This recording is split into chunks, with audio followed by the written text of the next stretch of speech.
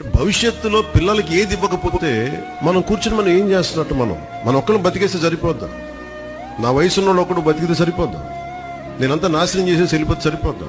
అందుకని ప్రతి ఒక్కరు ప్రపంచం బాధ్యత తీసుకొని మనందరికి ఇలాంటి దినాలను పెట్టింది మనం రక్షించుకోవడానికి. నాకు పర్యావరణం మీద అపరిమితమైన ప్రేమ. ఎందుకంటే అది వేల కోట్లు ఉండొచ్చు కాక, గొప్ప గొప్ప పదవులు ఉండొచ్చు కాక, కానీ పదవులు కూడా ఏమీ చేయలేవు, ప్రకృతిని సృష్టించలేవు. డబ్బు నోట్లు ముద్రించగలమేమో కానీ ఒక చెట్టుని చేత్తో సృష్టించలేము. ఆ విలువ మనకే తెలియాలి.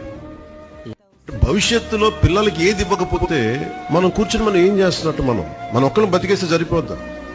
నా వయసున్న ఒకడు బతికితే సరిపోద్దా? నేనంతా నాశనం చేసేసి వెళ్ళిపోతే సరిపోద్దా? అందుకని ప్రతి ఒక్కరు ప్రపంచం బాధ్యత తీసుకొని మనందరికి ఇలాంటి దినాలను పెట్టింది మనం రక్షించుకోవడానికి. నాకు పర్యావరణం మీద అపరిమితమైన ప్రేమ. ఎందుకంటే అది